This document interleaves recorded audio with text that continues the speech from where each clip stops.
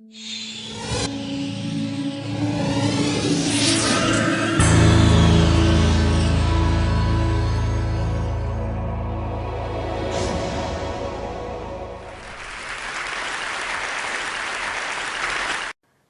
ice or without? How many of y'all have that delicious meal? That meal that you love so much? That meal that you want to order every single time you go to a restaurant? Your favorite food? I know I have mine. But before you're ready to eat your favorite food, sometimes you'll take it with water. So the question is, do you have your water with ice or without? On a show of hands, who has their water without ice? Who has their water with ice? Now keep your hands up if you know that having water with ice not only causes indigestion, but weakens your immune system and shrinks your blood vessels. So why? Why is it that we made the decision to have our water with ice or our water without ice? It's because of our decision-making process. This decision-making process is what helps us make decisions for us every single day.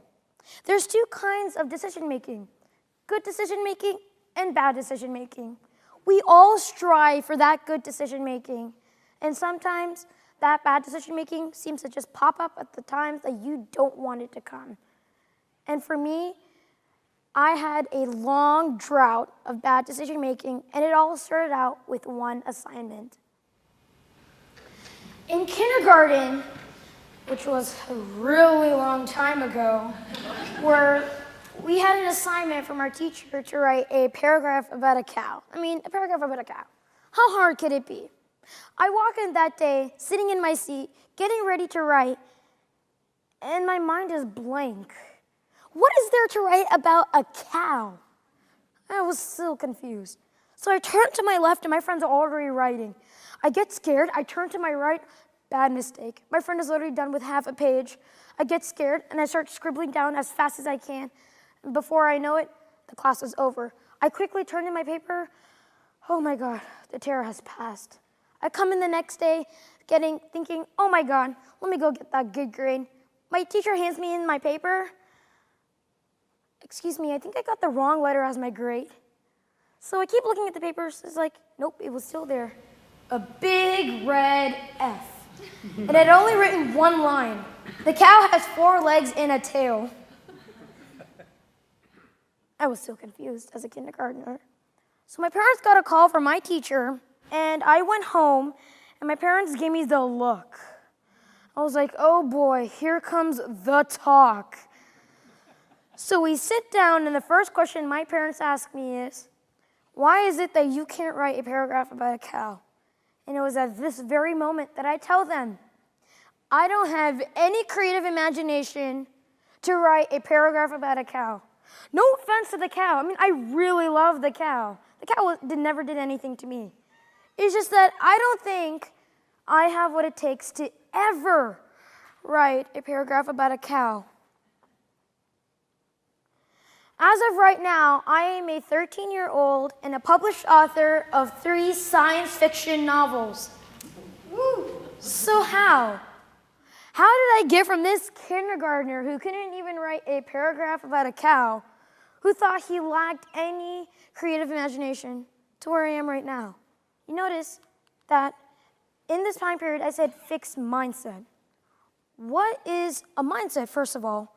A mindset is a set of value or attitudes that you have that affect the kinds of decision-making that you make. And there's 2 kinds of mindsets: fixed mindset and growth mindset. Let's look at the fixed mindset. A person who has a fixed mindset inputs negative thinking into their decision-making process. So each and every decision that they make might not be the best decision for them. That was the kind of mindset that I had when I was a kindergartner. I kept thinking that I didn't have any creative imagination when I was a kindergartner, and it stuck with me for a really long time. When a person who has a fixed mindset comes across failure, that's it. We set a roadblock there, and then almost immediately, a mental block is crushing the roadblock already, and a boundary is formed. The person cannot see past that roadblock or the block, nor the opportunities that lie just beyond it.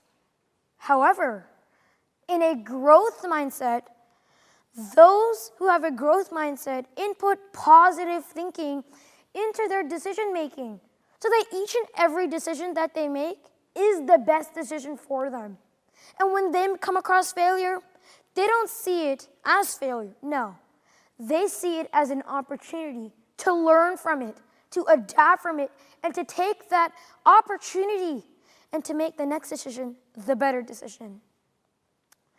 Now, it wasn't until 4th grade that I really started understanding the effects of a growth mindset versus a fixed mindset. Thanks to the research done by Dr. Carol Dweck, we now have more insight on the effects of a growth mindset versus a fixed mindset.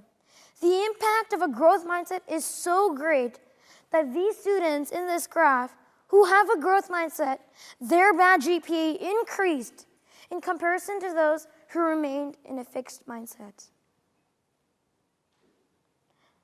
Now, what's the science behind these mindsets? It's a term called brain plasticity, or the flexibility of the brain. As we make choice after choice, after we have to make a decision, it's an experience. And with each and every experience, especially the good ones, you create different neural networks inside your head. And in your brain, these neural networks form. And the more and more connections that you have in your head, the more that your growth mindset is developed. But in 4th grade, I was always told how teachers could help you. How teachers could help you improve your mindset. How parents, how peers, maybe how your friends could help you make good decisions.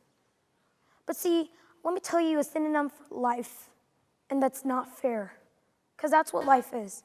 Sometimes you have to make decisions by yourself, and sometimes there's not a guardian angel there for you to help you make the right decision.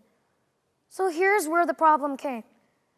How can I improve my growth mindset to have a positive impact on my decision making, to help me make the right choices, to take me steps closer to achieving my goals on my own? And that's when I created a solution. I created an acronym called INCREDIBLE, but it was way too long, as you can see. So I started dropping the L's and the C's and the D's, and it ended up with ICE. I stands for intent. Now, how many of y'all have New Year's resolutions? Raise your hand if you have New Year's resolutions. I know. And here's the thing.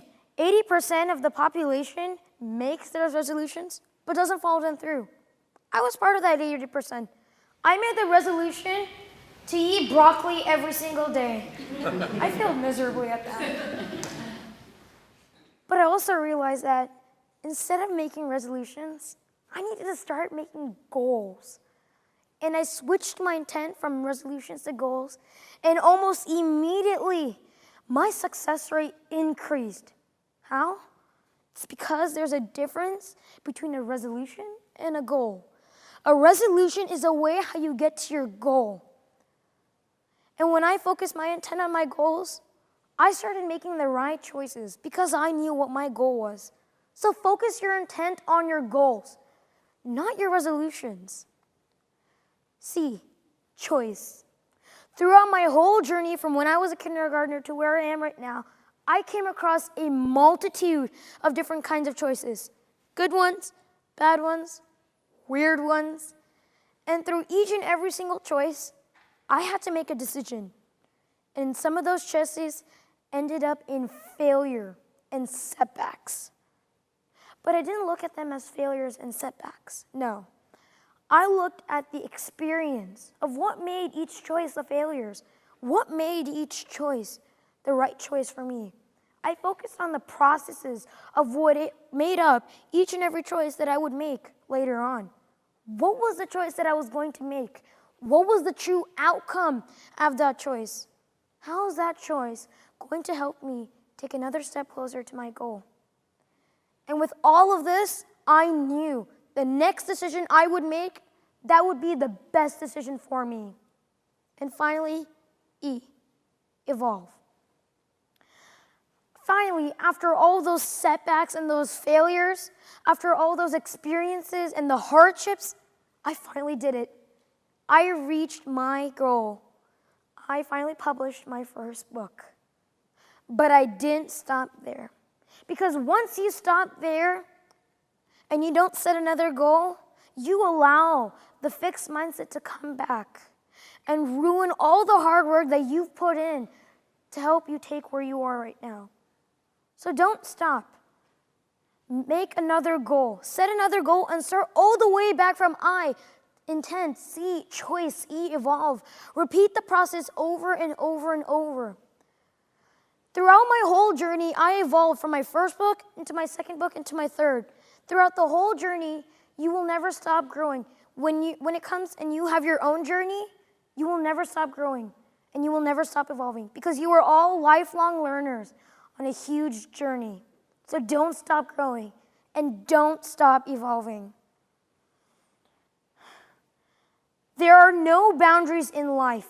The only boundaries in life are set by your mind. After hearing all this, has this changed your decision? With ice or without? No. I'm not talking about the thing that you have with your water. I'm talking about the 3-step growth plan. Intent, choice, evolve, ice. So the next time you think, well, I'm not a math person, or the next time that you think that you're not a science person, that's not you that's talking. That's your mindset that's talking.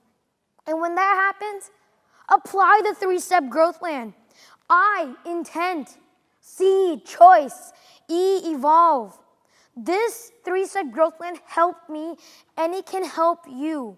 Improve your growth mindset, having a positive impact on your decision making. So each and every choice that you make helps you take steps closer to achieving your goals on your own. Because each and every decision that you make shapes who you are. Thank you.